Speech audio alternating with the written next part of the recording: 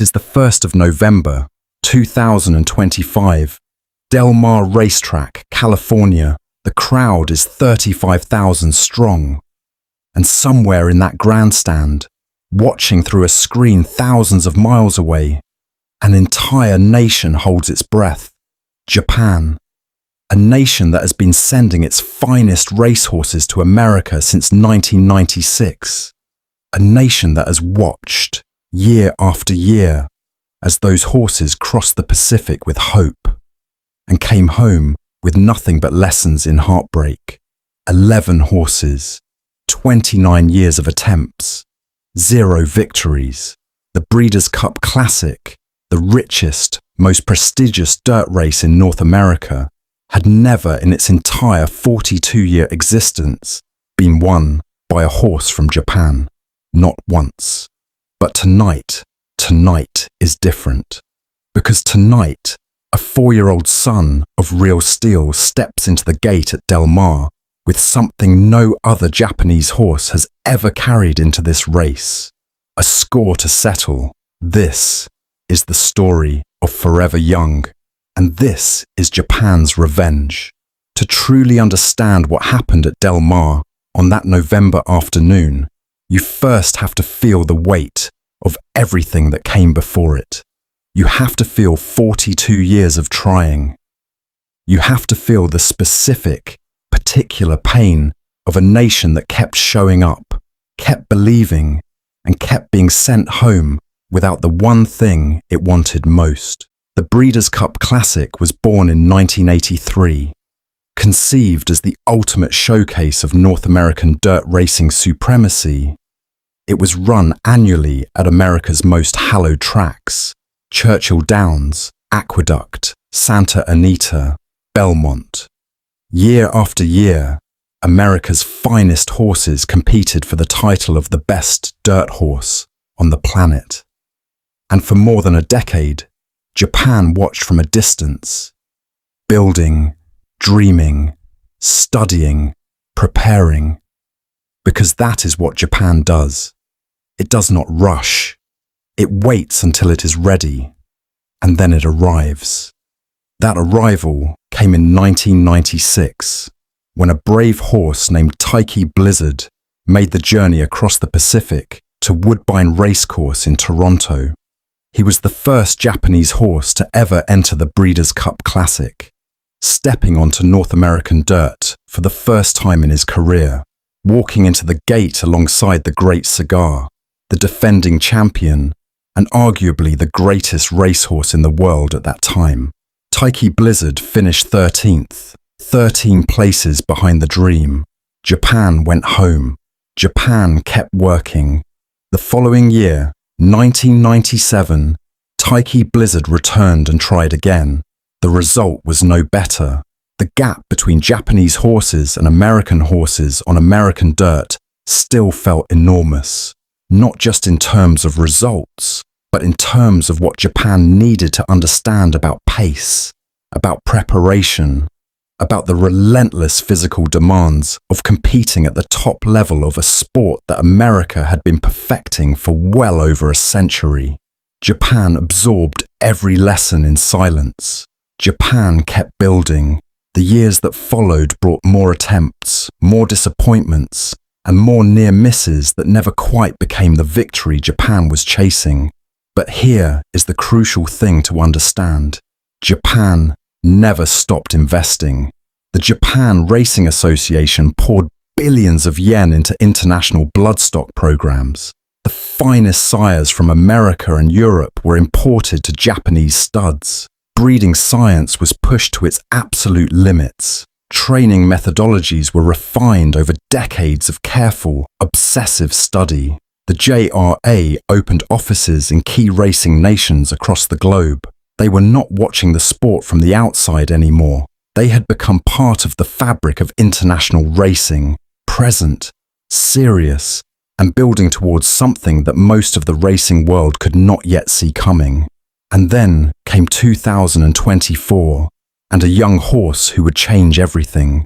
A 4-year-old from Hokkaido who crossed the Pacific, finished third in the Kentucky Derby in the best result ever recorded by a Japanese horse at America's most famous race, and then, later that autumn, finished third again in the Breeders' Cup Classic behind Sierra Leone and Fierceness, the two best horses in America.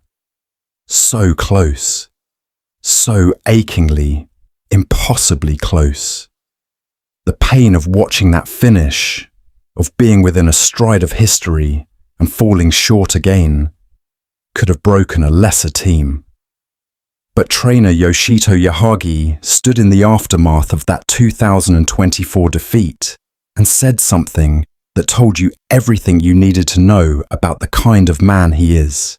He said, "After we finished third here last year, trying to win this race has meant everything to us. Everything, not something, not a lot. Everything. And when a man of Yoshito Yahagi's character uses that word, you believe him completely. To breed a horse capable of ending 42 years of heartbreak, you first have to build a country capable of producing him. And Japan built exactly that. Deliberately, systematically, and with a patience that most of the world simply does not possess. For the better part of the 20th century, Japanese thoroughbred racing was a domestic affair.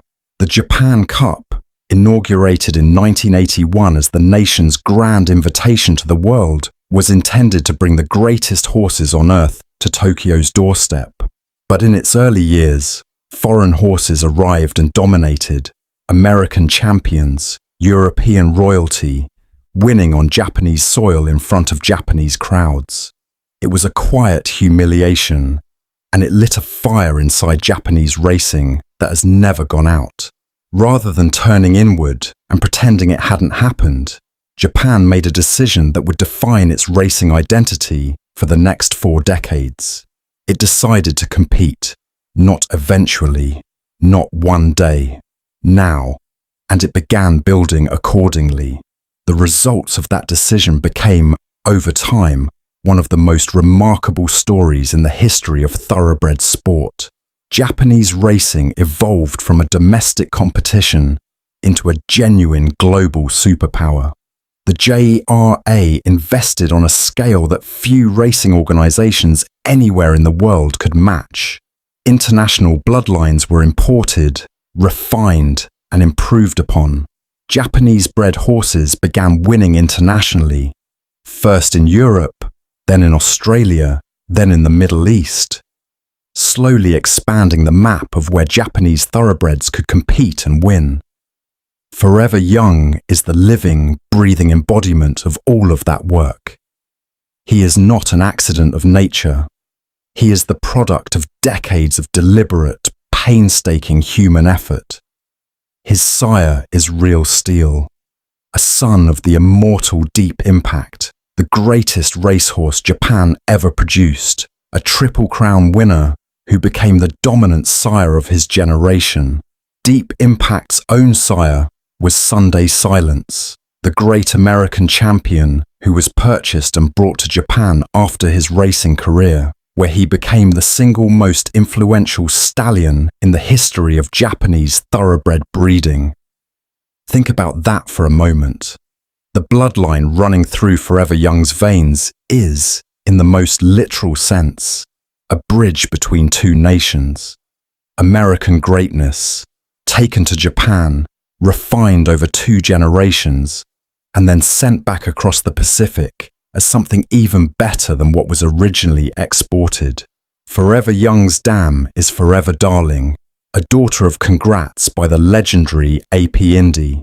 His very genetics are a decades-long conversation between Japanese and American racing, 2 traditions intertwined so deeply that when he stepped into the gate at Del Mar, he was not a foreign intruder in American racing.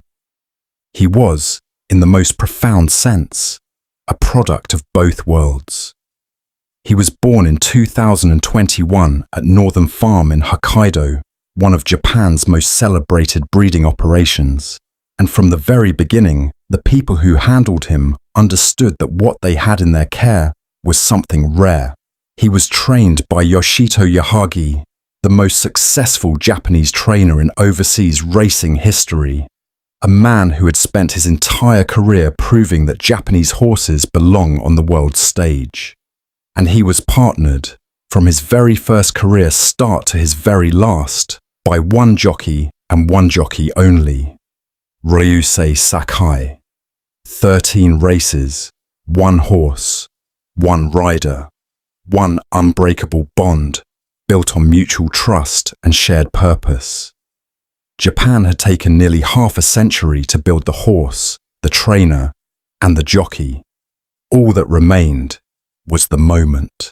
Before Forever Young, there were others, brave, extraordinary horses who crossed the Pacific, with Japan's hopes loaded onto their backs, and who came home as something other than winners, but never as anything less than pioneers. Without them, Forever Young does not exist. Without them, the dream does not survive long enough to be fulfilled. Taiki Blizzard was the first, in 1996, and he deserves to be remembered not for finishing 13th beside the Great Cigar, but for the sheer audacity of trying it all.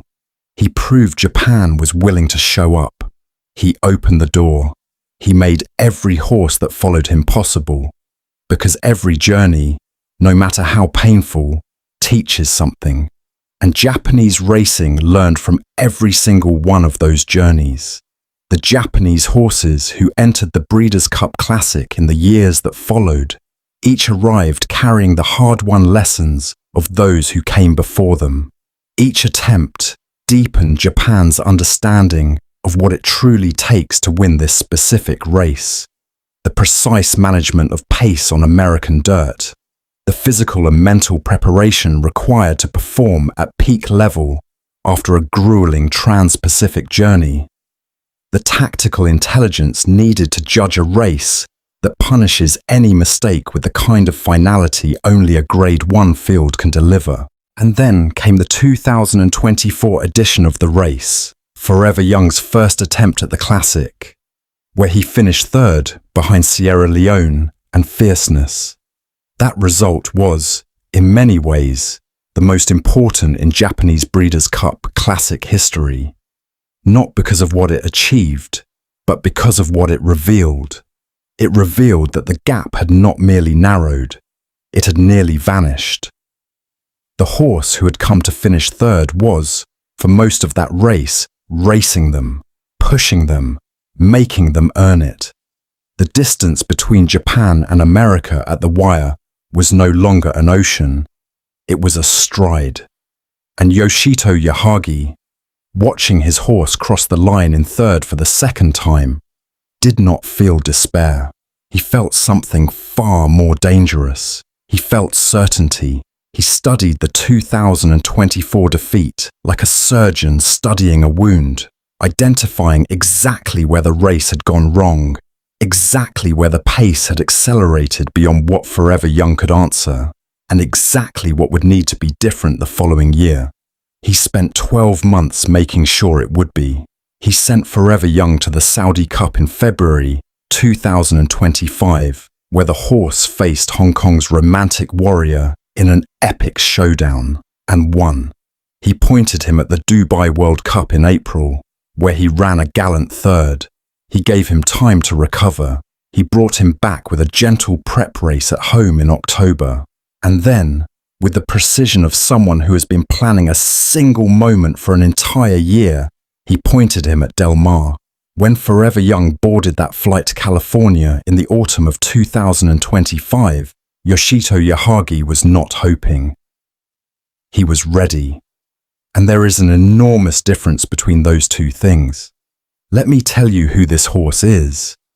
Not just the statistics, though the statistics alone are extraordinary, but who he truly is, and why Japan believed in him the way a nation believes in a dream. Forever Young is a bay colt, born in 2021, bred at Northern Farm in the rolling hills of Hokkaido, Japan. He races in the silks of Susumu Fujita, the chairman of Cyber Agent, one of Japan's most prominent technology companies. A man who, when his horse finally crossed that finish line at Del Mar, said with genuine astonishment that he had never, as an owner, dared to dream a day like that would come. His sire is real steel, a son of the mighty Deep Impact. His dam is Forever Darling, by Congrats. His trainer is Yoshito Yahagi. His jockey, his only jockey, across every single one of his 13 career starts, is Ryusei Sakai. There is something profoundly moving about that detail, that one man rode this horse through every win, every defeat, every lesson, every moment of doubt, and every moment of glory. 13 races together, one partnership, unbroken. His early career was brief and electric. 3 wins from 3 starts in Japan before Yahagi pointed him at the world stage. Because some horses are simply too big for any single country to contain.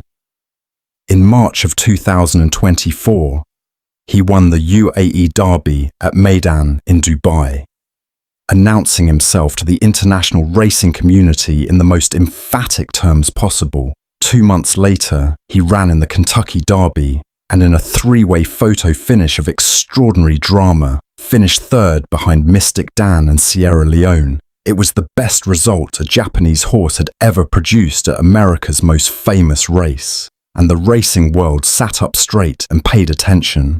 But it was the autumn of 2025 that defined him completely, not because of a single race, but because of the full arc of a campaign built with surgical precision.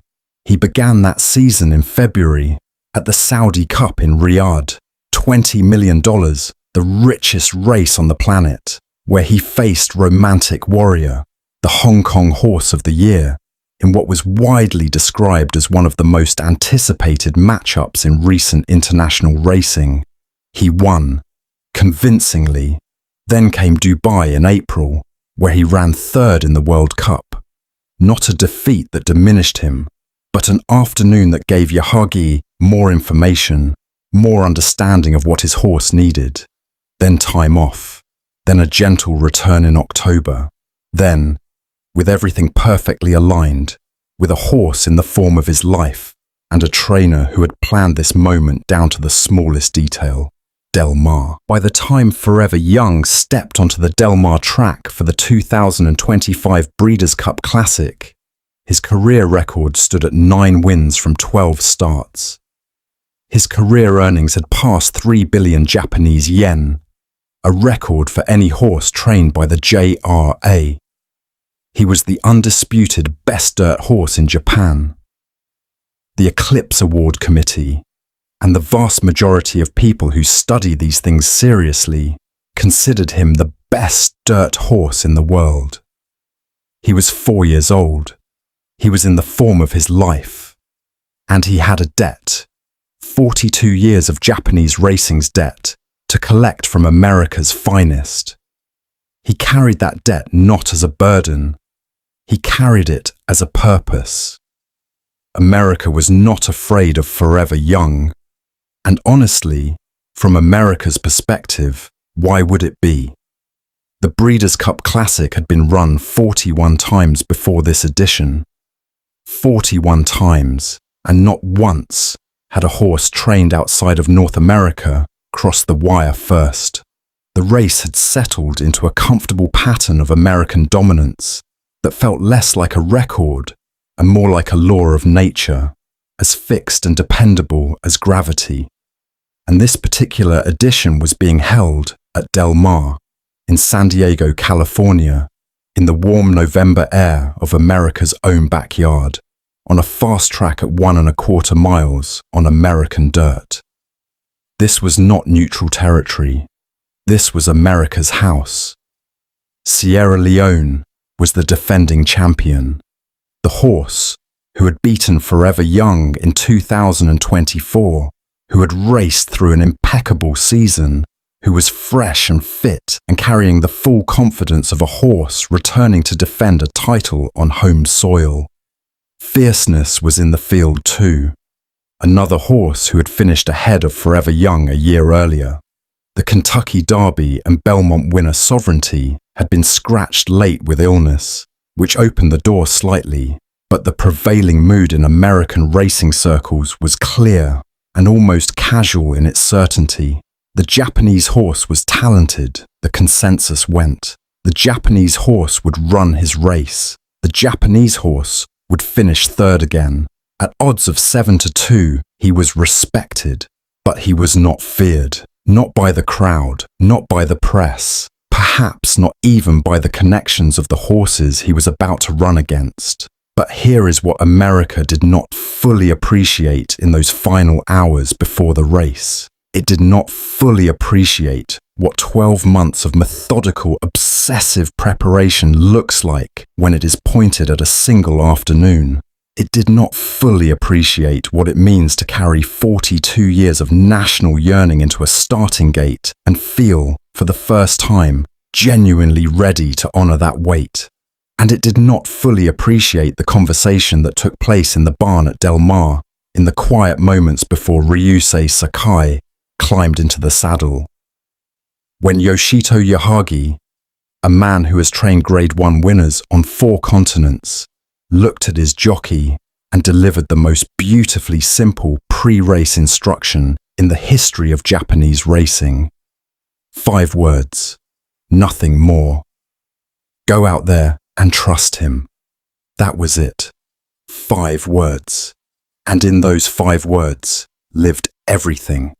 Every lesson from 1996, every heartbreak, every near miss, every rebuilt plan, every early morning at Northern Farm, every decision made across 2025 to bring this horse to this moment in this condition. 5 words. Trust him. The gate was about to open. It is the 1st of November, 2025. The time is afternoon in California. It is the early hours of the morning in Japan. Del Mar racetrack is filled with 35,173 souls. Eating, drinking, talking, watching, going about the ordinary business of a day at the races. And then the Breeders' Cup Classic field is called to the gate, and something shifts in the air. $7 million on the line, 1.25 miles on fast dirt, 9 horses, and 42 years of Japanese racing history sitting somewhere deep inside the chest of a 4-year-old bay colt named Forever Young.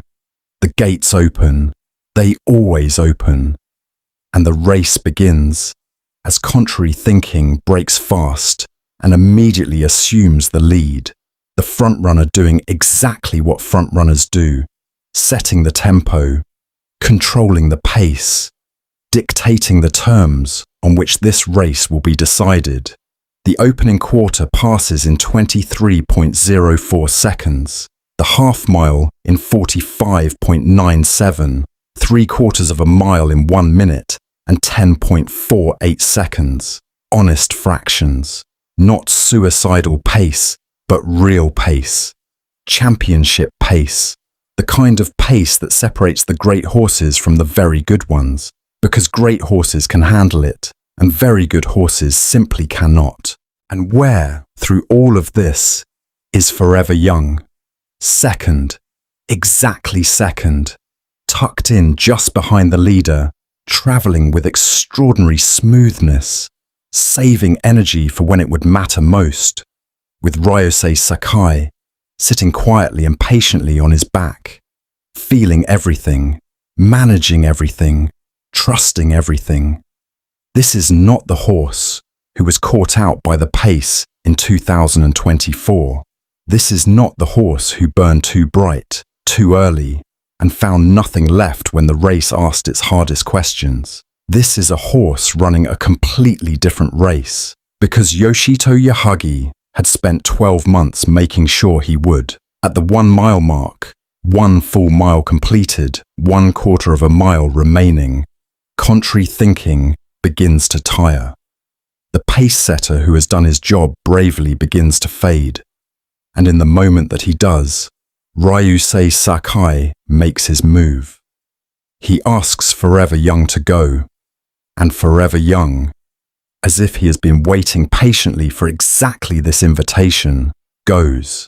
The bay colt glides past the fading leader and assumes command of the race, the mile passing in 1 minute and 35.7 seconds, with a quarter of a mile remaining between Japan and the most coveted victory in 42 years of trying. But America does not surrender quietly. America never surrenders quietly. From deep in the field, Sierra Leone launches his challenge. The defending champion, the horse who had beaten Forever Young twice before. The horse who knows this track and this distance and this race better than anyone, calling on every ounce of class and courage his magnificent body can produce. Fierceness is coming too, closing ground with that devastating late speed that made him one of the most feared horses in North American racing. The grandstand erupts. 35,000 Americans are on their feet because they can see what is happening, and they cannot quite believe it and cannot quite look away. The final furlong arrives. Forever Young is in front by a length and a half. Sierra Leone is closing, still closing, closing with every stride. The wire is coming, and so is the champion, and the noise is deafening, and the moment is everything, and Japan is holding its breath, and Ryusei Sakai is asking, and Forever Young is answering, and then the wire. Forever Young crosses the finish line, half a length in front of Sierra Leone, a full length ahead of Fierceness. Time, 2 minutes and 0.19 seconds on a fast track at Del Mar, California, on the 1st of November, 2025. Japan has won the Breeders' Cup Classic for the first time. In the race's entire 42-year history, in the winner's circle, Yoshito Yahagi, the most decorated Japanese trainer in international racing history, the man who spent 12 months planning this single afternoon, stands with tears streaming freely down his face. He makes no attempt to hide them. He makes no apology for them. He earned those tears, every single one. And when he speaks to the crowd at Del Mar, his voice barely holds together. "What just happened?" he says through a translator, eyes wet, voice cracking. "Is unbelievable for Japanese horse racing. It's like the Japanese football team winning the World Cup. He could not have been in better shape today, to a point where, if we had lost, all hope would be lost for the future." The crowd at Del Mar, 35,000 strong, who came to watch American horses win an American race, they cheer for him.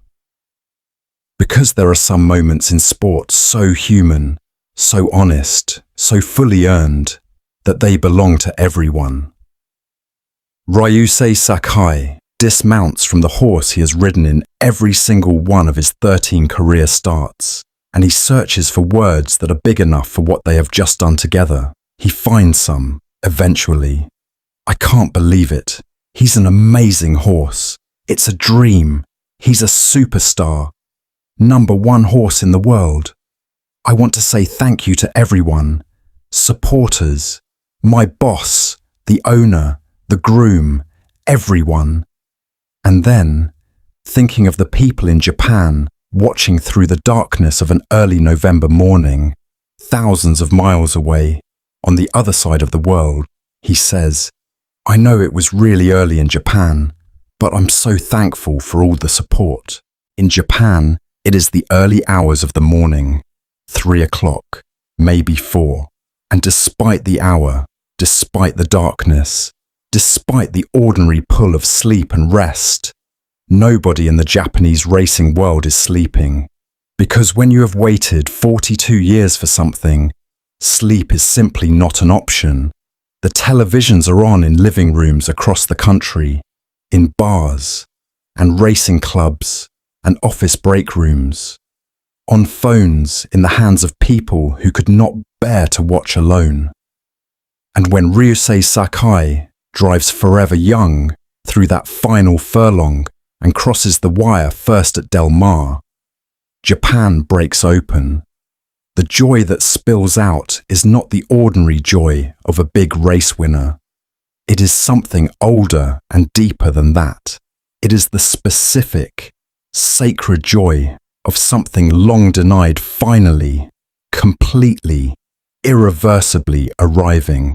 The images that emerge from Japan in the hours following the race carry a weight that goes far beyond sport. Racing fans who have spent their entire adult lives watching Japanese horses perform heroically and still come up short, releasing decades of accumulated longing in a single unstoppable wave.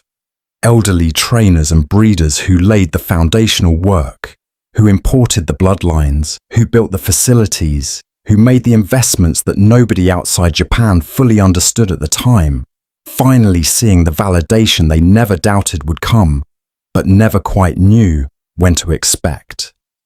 Owner Susumu Fujita, speaking through tears of his own, says the words that sum up what millions of Japanese racing fans are feeling in that moment. As an owner, he says quietly, I never dreamed that the day would come when I would win the Horse of the Year. And you believe him, because that is what makes it beautiful. Not the confidence of a man who always expected this, but the wonder of a man who hoped for it and is still astonished that it happened. At Del Mar, Yahagi finds the words to honor the journey. We did it, he says simply. We finally did it. I could not be happier, and we owe it to all the support. I'm so grateful to the horse. The numbers that follow in the weeks and months after the race tell the story in the language of records.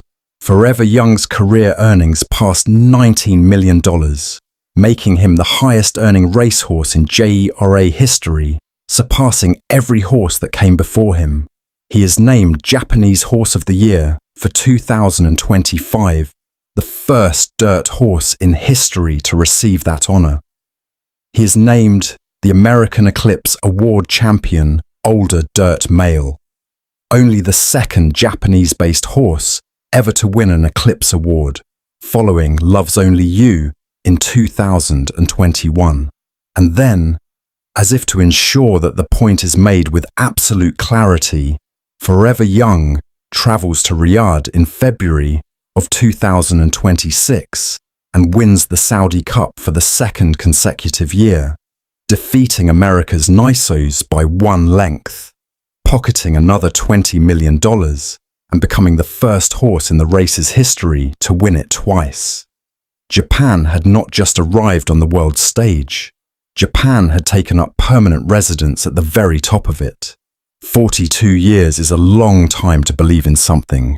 Think about that honestly for a moment, not as a number, but as a lived experience. 42 years of sending your best across an ocean and watching them come home without the thing you went to find. 42 years of studying your defeats instead of being defined by them. 42 years of quiet, relentless, invisible work that the world around you cannot always see and does not always acknowledge. The Japan Racing Association first sent Taiki Blizzard to the Breeders' Cup Classic in 1996. Some of the people who watched that race, who felt that first hopeful surge of possibility, are grandparents now. Some of them may not have lived to see the morning of the 1st of November, 2025. And yet the dream did not die with them. It was passed on, from trainer to trainer, from breeder to breeder, from one generation of Japanese racing to the next. And what arrived at Del Mar that afternoon was not just a 4-year-old horse in the form of his life. It was 42 years of accumulated human dedication, traveling in the body of one extraordinary animal. Yoshito Yahagi knew this. He said it himself, standing in the winner's circle with tears on his face and history in his hands. We have the backing of so many owners and so many fans, and I hope we can continue to meet all the expectations. We did it. We finally did it. And Ryusei Sakai, 26 years old, riding in every start of the greatest horse Japan has ever produced, said something in the quiet aftermath of the race that I think deserves to stay with you long after this video ends. He said, "I can't begin to describe how happy I am that we ended up #1 in the world. I owe it to everyone on the team. He was in supreme form, absolutely perfect. I rode him with complete confidence. Forever Young has managed to become the best in the world, but there are still races we haven't won. I hope we can win every race from here on, and I myself will work harder than ever to become a jockey worthy of riding him.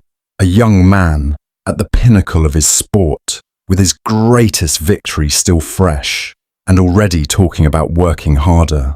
That is the spirit of Japanese racing. That is why they won. And here is what I want you to sit with as this video comes to its end. What is your 42-year battle? What is the thing you have been working toward, quietly, steadily, without the fanfare, or the recognition, or the guarantee of a reward, while the world around you was busy telling you that it probably wasn't going to happen? Because what Forever Young and Japan and Yoshito Yahagi and Ryusei Sakai proved on the 1st of November 2025 is this, and I want you to hear it clearly. Persistence, combined with excellence, combined with time, produces not just possible victory, but inevitable victory. Not the kind that depends on luck, the kind that you build, the kind that you earn, the kind that, when it arrives, feels not like a surprise, but like the natural conclusion of everything you chose not to give up on. The gate always opens eventually, and when it does, you had better be ready. Forever Young was ready, and so, if you keep going, will you be? He's a superstar, #1 horse in the world. Ryusei Sakai said those words in Del Mar, California, on the night Japan finally ended 42 years of heartbreak. He was right about the horse, but the real superstar, the thing that made all of this possible, was the dream that refused to die. But here is the thing about Forever Young. His story does not end at Del Mar. It does not end with a Breeders' Cup Classic, or a Japanese Horse of the Year award, or an Eclipse award, or even a second Saudi Cup title, because in February of 2026, he returned to Riyadh and won the Saudi Cup again, the first horse in history to do so. $20 million, America's best, defeated again, on the track, in the standings, in the record books. The question the entire racing world is now asking, from Kentucky to Tokyo to Dubai to London, is a simple one. Is there any horse on this planet, on any surface, in any country, that can stop Forever Young? Next time, we find out. And I want you here when we do, because if the story so far has taught you anything, it is that the best chapters are always still to come. Subscribe now. Turn on notifications. Because this series, and this horse, are only just getting started. And as Ryusei Sakai himself said on the night it all began, there are still races we haven't won. I hope we can win every race from here on. So do we. So does all of Japan. And so, we'll see you next time.